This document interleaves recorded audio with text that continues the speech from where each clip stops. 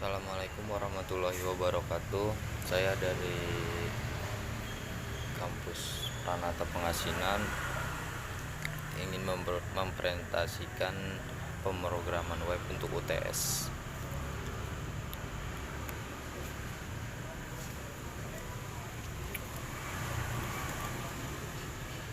Pemrograman web. Kita masuk ke pertama, database. Pengertian database atau basis data adalah kumpulan data yang dikelola sedemikian rupa berdasarkan ketentuan-ketentuan yang saling berhubungan sehingga mudah dalam pengelolaannya. Melalui pengelolaan tersebut, pengguna dapat memperoleh kemudahan dalam mencari informasi, menyimpan informasi, dan membuang informasi. Jadi dari orang-orang yang menggunakan database itu dapat dimudahkan untuk mencari informasi yang dia inginkan, yang dia butuhkan, terus juga bisa menyimpan atau menghapus, membuang informasi tersebut.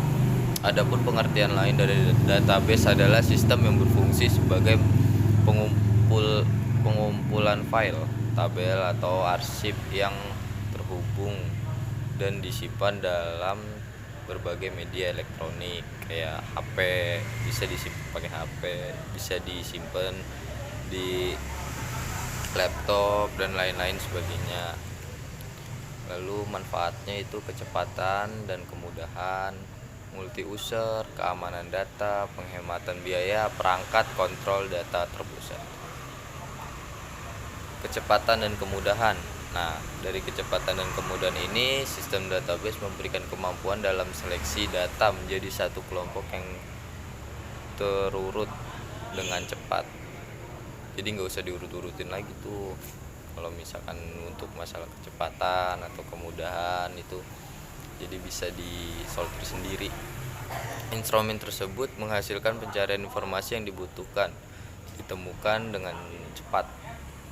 Kecepatannya juga dipengaruhi oleh jenis database yang digunakan. Setiap jenis database memberikan kemampuan yang berbeda-beda. Jadi ada beberapa jenis dari database, itu ada plus minusnya, pasti ada keunggulannya. Itu berbeda-beda.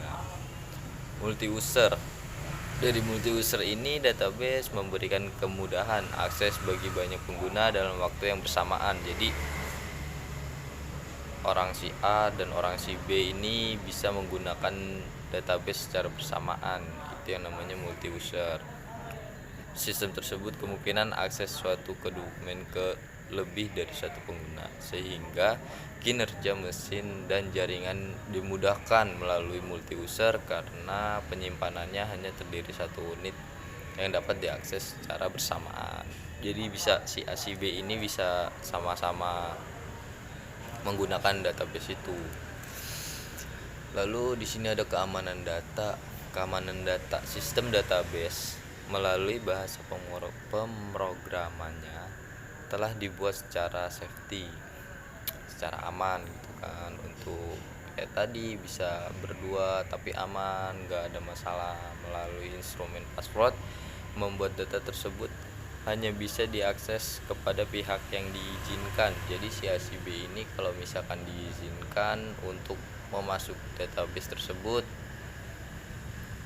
dia bisa masuk. Tapi kalau misalkan tidak diizinkan, maka mereka tidak bisa masuk untuk keamanannya. Sehingga menjadikan keamanan data merupakan hal prioritas. Jadi diutamakan bagi layanan sistem database.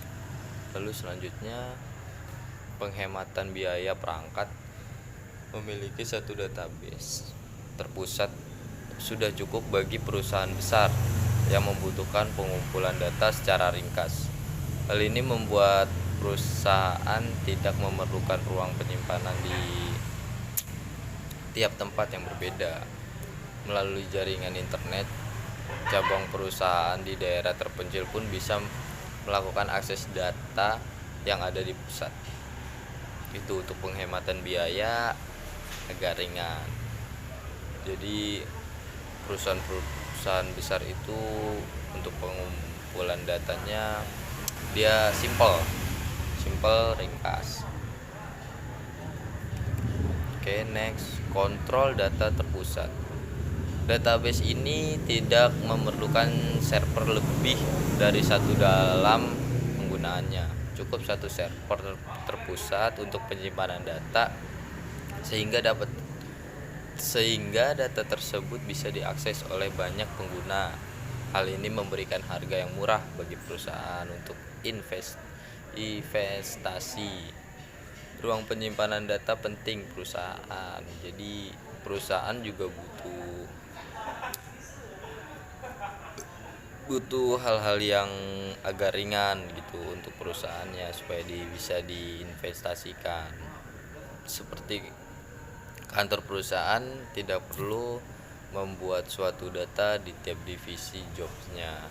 Setiap divisi bisa mengumpulkan data khusus melalui satu server yang ditentukan, sehingga laporan untuk atasan menjadi ringkas. Jadi bisa bilang mudah dan gampang untuk melaporkan data-data yang harus dilaporkan ke pusat. Di sini kita masuk ke keamanan web. Pengertian keamanan web itu sebuah upaya untuk melindungi dan menjaga website dari serangan virus maupun hacker yang terkoneksi melalui sebuah jaringan.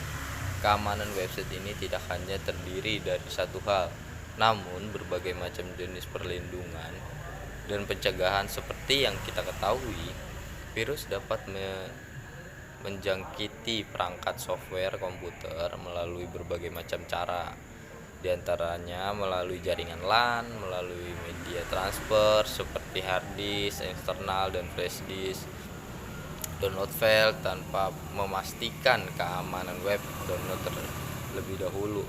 Dari sisi faktor penggunaan sendiri yang kurang berhati-hati dan masih banyak yang lainnya. Jadi kita nggak bisa sembarangan buat menerima sebuah flash disk atau kayak hard disk eksternalnya. Itu sesuatu yang harus dihati-hati.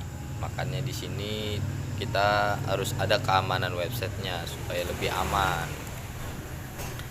Keamanan web sangat erat kaitannya dengan jaringan, karena untuk mengakses sebuah website pasti dibutuhkan koneksi jaringan. Saat ini sangat pesat sekali perkembangan teknologi website, jaringan, dan bermacam ancaman keamanan yang dihadapi, seperti ancaman terhadap kerahasiaan yang sering dihadapi adalah hacker pastinya, terus virus-virus dari internet maupun dari media transfer. Media transfer itu seperti data flash disk, hard disk, melalui jaringan LAN, download file, terus juga Trojan horse, aktivitas user yang tidak terotorisasi, dan masih banyak lagi ancaman-ancaman keamanan yang kadang tidak kita ketahui gitu. Di dalam keamanan juga kan banyak macam-macamnya, jadi kita harus lebih waspada. Nah, ini mengapa harus belajar keamanan web? Kegunaan dari web tidak hanya untuk browsing, tetapi juga untuk melayani user melalui antarmuka browser mereka. Komponen web menggunakan berbagai protokol dan layanan untuk memberikan konten yang diinginkan dan user. Banyak pemilik website tidak memperhatikan keamanan website. Banyak dari orang-orang website tapi masih minim untuk keamanan websitenya sendiri. Nah, mereka itu menganggap bahwa perusahaan mereka masih kecil dan tidak mungkin ada hacker yang mau melirik. Justru ini yang salah. Ya, istilahnya bukan salah ya. Jadi tingkat kewaspadaannya minim. Karena dari hacker pun kita nggak tahu perusahaan mana yang mereka incer. Hacker menggunakan tools software otomatis untuk menemukan situs yang memiliki kriteria kelemahan-kelemahan tertentu. Ya seperti itu tadi, perusahaan-perusahaan yang minim banget untuk keamanan websitenya sendiri. Untuk keamanan data-data yang mereka simpan itu harusnya lebih diwaspadai keamanannya. Mengapa harus diamankan?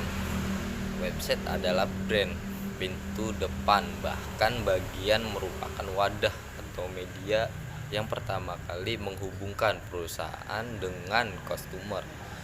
Semakin besar interaksi customer dengan website, makin besar juga kebutuhan keamanan untuk website tersebut.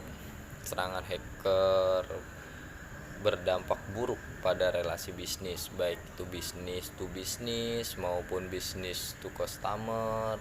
Hacker dapat menyisipkan malware yang bekerja mengambil data customer dari sudut pandang sistem. Mengamankan server yang memberikan konten kepada user melalui web. Jadi kita itu harus mengamankan server, karena konten-konten yang kita buat kepada user itu belum tentu aman. Kita juga user itu juga kan nggak pasti untuk selalu mengamankan. Jadi kita harus istilahnya tingkat kewaspadaan kita harus lebih tinggi untuk bisnis-bisnis. Mengamankan transportasi informasi antara user dan server melalui web. Mengamankan komputer user dari serangan melalui koneksi web. Jadi hacker itu agak gimana ya? Hacker itu pinter. Jadi mengamankan komputer user itu kita harus lebih mewaspadai dari hacker itu, karena dari web sendiri hacker itu lebih gampang untuk menyelidiki segala macam web yang minim dari keamanannya. Mungkin segitu saja. Terima kasih. Wassalamualaikum warahmatullahi wabarakatuh.